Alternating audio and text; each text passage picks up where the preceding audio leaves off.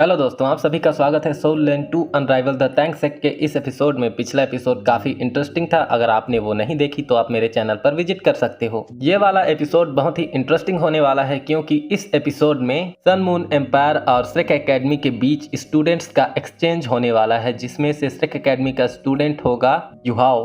तो आप कह सकते हैं कि ये होने वाला है युहाओ की विदाई के ऊपर। तो ये वाला एपिसोड स्टार्ट होता है बस यहीं से। एपिसोड की शुरुआत होती है और जुआन लाओ कहते हैं, ये तुम हो? जिंग होंग चेन जुआन लाओ की बात सुनने के बाद कहता है, जुआन लाओ, तुम्हें मेरे आने से कोई सरप्राइज नहीं होना चाहिए। आप मेरे वर्चुअल हॉल से कुछ चीजें चाहते थे, इसलिए मैं भी आ सकता हूँ और श्रेक एकेडमी पर विजिट कर सकता हूँ।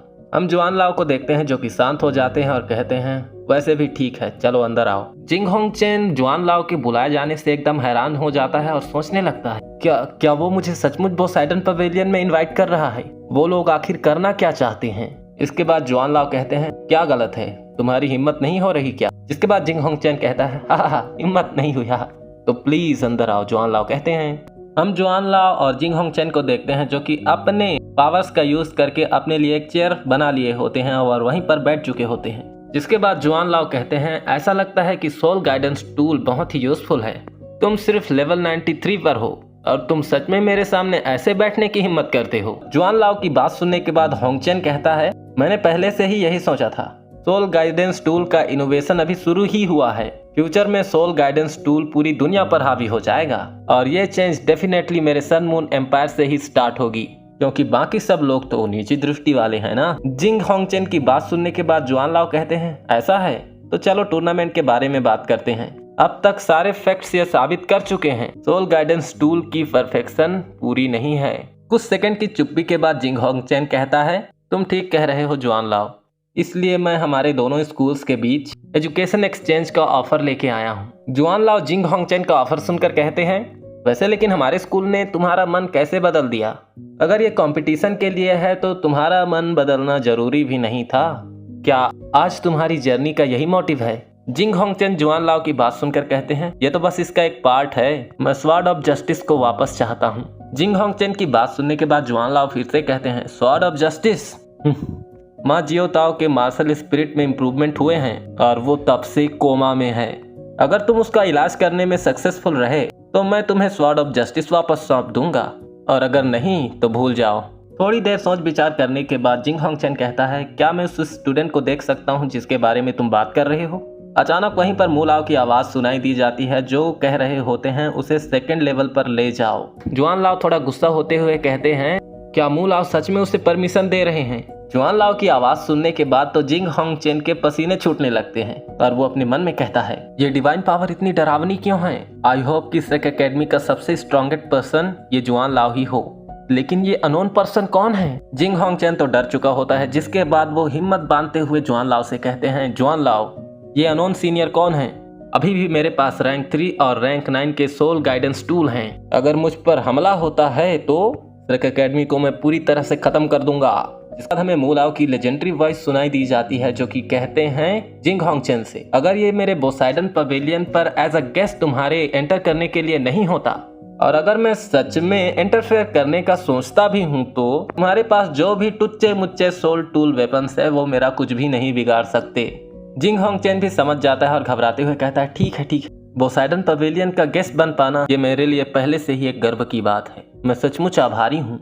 मू लाओ को देखते हैं जो कि शांति से बैठे हुए होते हैं, जिसे देखकर जिंग होंग चेन घबरा जाता है और कहता है, ये पावर, मैं इनकी पावर जरा सा भी फील क्यों नहीं कर पा रहा हूँ? मैंने कभी नहीं सोचा था कि श्रेक एकेडमी में इतने हाई लेवल के सेंट होंगे। जिसके बाद मू लाओ कहते हैं, जो कि तुम पहले से ही मेरे पोसाइडन पवेलियन में एंटर कर चुके हो, तुम्हें अपना नकाब हटा लेना चाहिए। क्या उन्होंने सेंस कर लिया कि मैंने नकाब लगाया हुआ है? जिंग होंग चेन घबरा जाता है। इस आदमी ने मुझे तब खोद लिया जब मैंने सेल्फ मेड अपना सोल गाइडेंस टूल बनाया था। शायद ये वही है। इसके बाद जिंग होंग चेन कहता है, अद्भुत सीनियर, आपका कहना बिल्कुल सही है।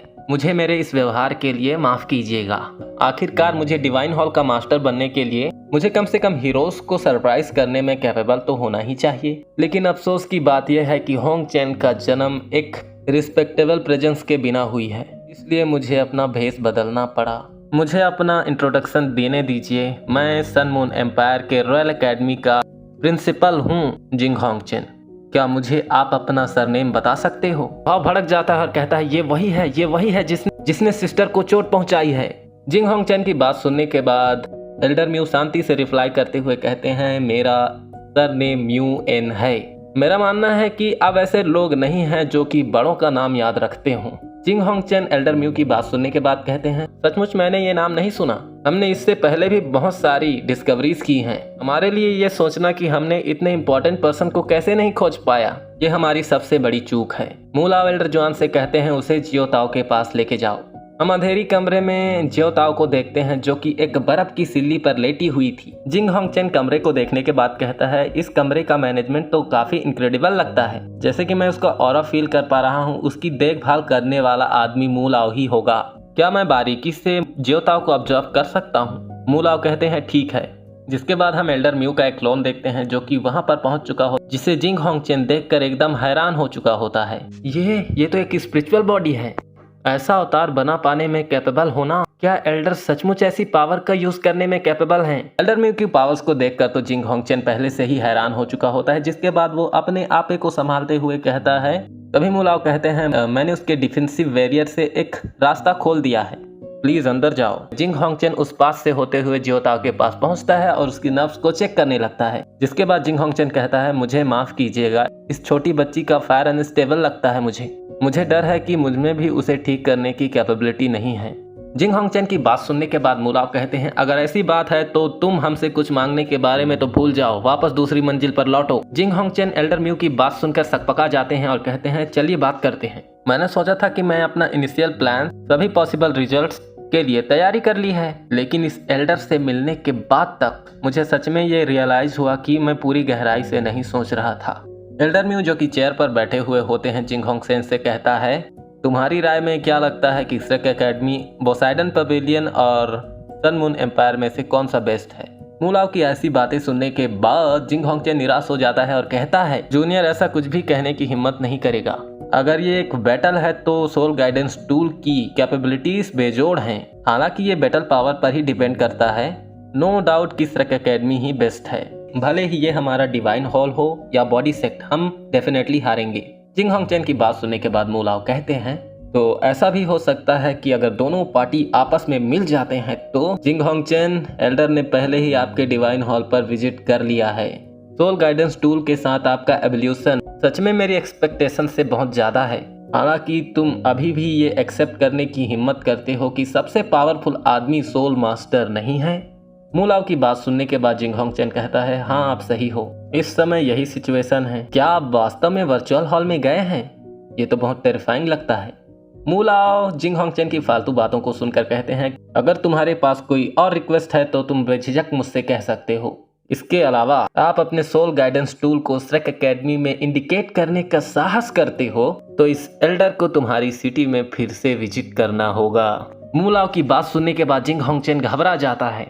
जिसके बाद जिंग होंग चैन कहता है, मू लाओ आप सचमुच लोगों की रिस्पेक्ट हासिल करने में कैपेबल हैं। मेरी जर्नी का दूसरा मोटिव हमारे दोनों स्कूल्स के बीच एजुकेशनल एक्सचेंज का है। मुझे लगता है कि ये एक्सचेंज बहुत ही यूजफुल हो सकता है हमारे दोनों स्कूल्स के लिए। जिसके बाद जिंग होंग चैन और मू लाओ एजुकेशनल एक्सचेंज के बारे में चर्चा करते हैं। जिसके बाद वो दोनों ही एक डिसीजन पर पहुंच जाते हैं। एक्सचेंज अब से 2 साल बाद स्टार्ट होगी और 3 सालों तक चलेगी। एक्सचेंज का एंड सन मून किंगडम द्वारा ऑर्गेनाइज्ड बहुत बड़ी कंपटीशन की स्टार्टिंग में होगा, जिसमें पूरा कॉन्टिनेंट शामिल होता है। युहाओ ही इस एक्सचेंज में भाग लेगा। वर्चुअल हॉल जिंग होंग चैन और मेंग होंग चैन को श्रेक एकेडमी भेजेगा। जिसके बाद जिंग होंग चैन कहता है, तो क्या हुआ अगर ये वो युहाओ है तो? उसे एक एक्सचेंज स्टूडेंट के रूप में पाकर मुझे अपने बच्चों की सुरक्षा के बारे में टेंशन लेने की कोई जरूरत नहीं। मेंग होंग चैन जाते जाते कहता है, बहुत बहुत थैंक यू एल्डर मू लाओ आपके मेहमान नवाजी के लिए। बस जूनियर एक आखिरी सवाल पूछना चाहता है आपसे, क्या ये श्रेक एकेडमी के लिए पॉसिबल है सन मून किंगडम के साथ एक गहरा रिश्ता रखना? एल्डर म्यू कुछ देर की चुप्पी के बाद कहते हैं, श्रेक एकेडमी सोल लैंड की श्रेक एकेडमी है और Sun Moon Kingdom Soul Land का सन मून किंगडम है। इसके बाद मेंग होंगचेन कहता है मैं समझता हूँ, जिसके बाद मेंग होंगचेन जाने लगता है। तभी पीछे से एल्डर म्यू की आवाज सुनाई दी जाती है जो कि कहते हैं रुको। जिसके बाद जिंग होंगचेन शॉक होते हुए कहता है क्या एल्डर के पास अब भी कोई रिक्वेस्ट है। जिसके बाद एल्डर म्यू जिंग होंगचेन से कहते हैं तुम इतने वर्षों तक के वो पहले बाहरी आदमी हो जिसने अपने पैर बोसाइडन पवेलियन पर रखे हैं। ये कोई ऐसी जगह नहीं जहां कोई भी अपने मनमर्जी से बोसाइडन पवेलियन पर एंटर कर सकता है। लेवल 9 की सोल गाइडेंस टूल का एक हिस्सा छोड़ें और उसका यूज बताइए और हम इसे एंट्री फीस के रूप में गिनेंगे। एक ही पल में पूरा कमरा गोल्डन लाइट से ढक जाता है और ऐसा लग रहा था कि कोई ट्रांसपेरेंट हैंड जिंग होंगचेन का गला दबा रही हो। जिंग होंगचेन कहता है एंट्री फीस एल्डर, आप अपनी पावर्स का गलत यूज कर रहे हैं। और इसी के साथ हमारा ये एपिसोड हो जाता है खत्म। अगर आपको ये एपिसोड जरा सी भी अच्छी लगी हुई हो तो एक लाइक जरूर से कीजिएगा और हमारे चैनल को सब्सक्राइब कीजिएगा जिससे हमें मोटिवेशन मिल सके। और इसी तरह के वीडियो देखने के लिए बने रहिए हमारे साथ हमारे चैनल पर। Thank you so much.